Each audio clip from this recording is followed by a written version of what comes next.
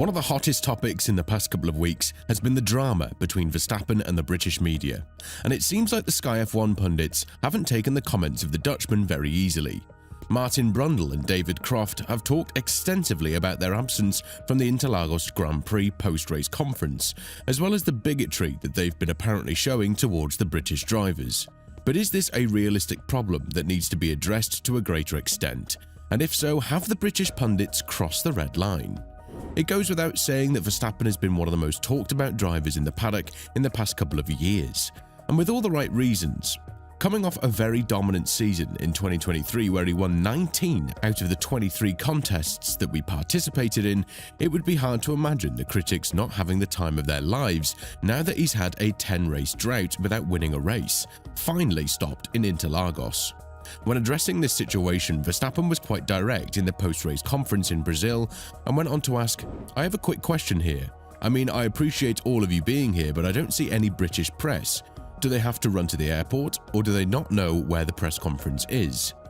Of course, you would expect a harsh response from the British pundits from Sky F1, primarily from Brundle and Croft, and according to David, there's a situation that Verstappen needs to understand before he jumps to conclusions right away.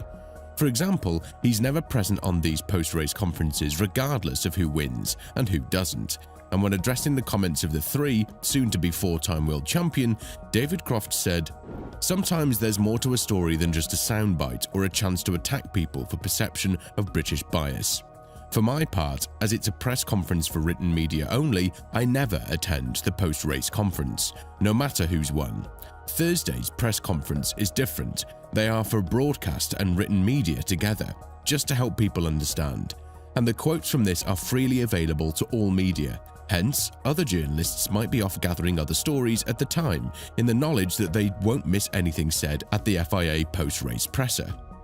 What is not going in Verstappen's favour with this argument about the British media is the fact that if we are to look at the nationality of the reporters who were present there at the post-race debrief in Brazil, there weren't any Dutch reporters either. This was tweeted by Jamie Price, who's a motorsport photographer and also someone who was present at the post-race conference in Brazil. And when writing about the infamous statement of Verstappen, Jamie said, "There was no Dutch media in the post-race conference either. By my count, there was one French journalist, 4 Brazilian journalists, Tom Clarkson, who is the host, the TV camera operator, and me." But this is just part of the story.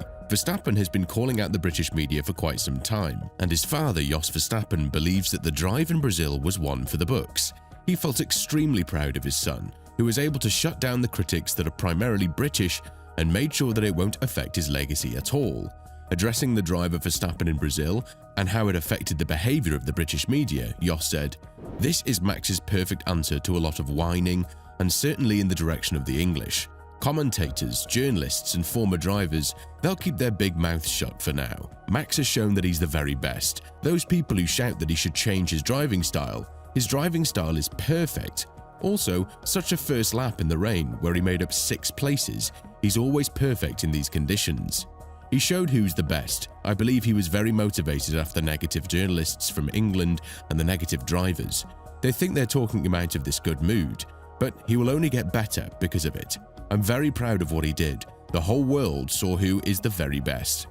But this is something that his son believes in as well, and if you remember, there was a situation in which Adrian Newey said that the biased opinions of Sky F1 are massively involved when it comes to Red Bull and their current dominating driver.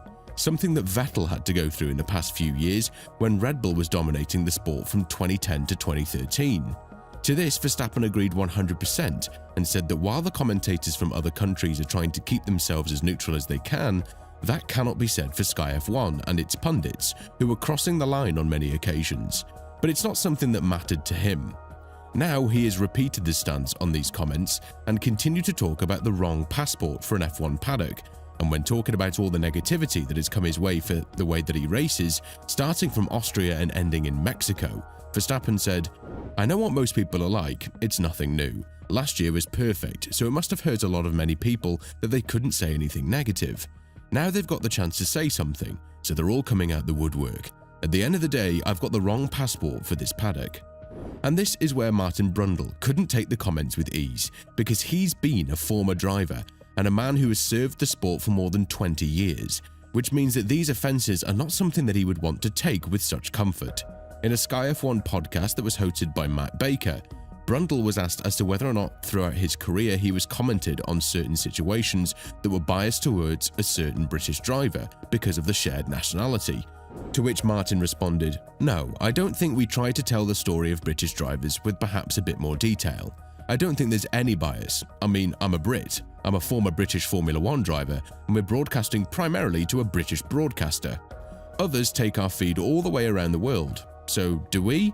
We're nothing like that. When I watch the Olympics, the World Cup or the European Cup, obviously your commentators are fervently pro whichever country they're from. I don't think we do that. I like to think we're pretty balanced, I really do."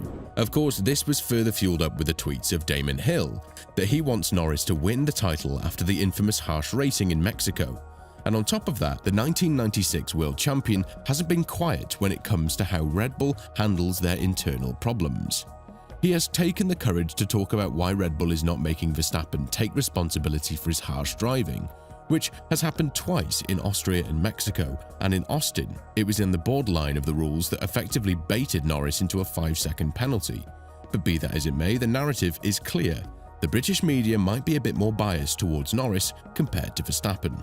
After all, the man we're talking about has won the 2021 championship in a very controversial manner against Lewis Hamilton, and while it's not Verstappen's fault that he utilised the most out of the situation, he will still be perceived as this villain that needs to be taken down by another driver, preferably British.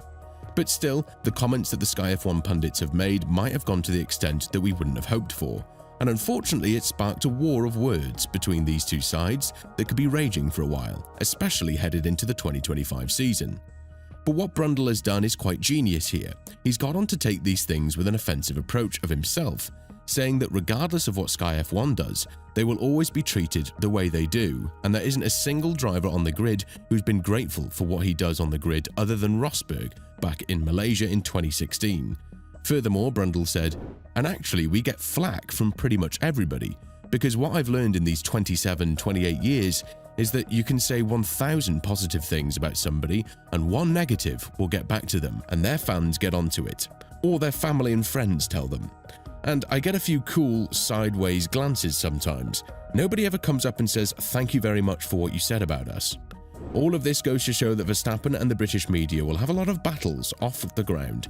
But what is most important is that the statement drive that the Dutchman has done in Brazil is likely shut down a lot of critics, and it's now more than safe to assume that it was enough to win the 2024 championship. But make no mistake, 2025 is right around the corner, and from what we can see, it will be interesting to witness how Red Bull and Verstappen will defend the championship in the drivers' category, because there are no signs of Perez improving with other teams catching up, as well as Hamilton moving to Ferrari. Verstappen will have it all but easy to win the 5th championship in his career. With all of this in mind, do you think that the British media are biased towards their own drivers? And more importantly, do you think Verstappen's statements were made with a proper goal and had arguments that you can hardly fight? Let us know in the comments below, and if you're interested in the new test that Hamilton will have with Ferrari ahead of his debut in 2025, make sure to click on the video that's appearing on your screen right now.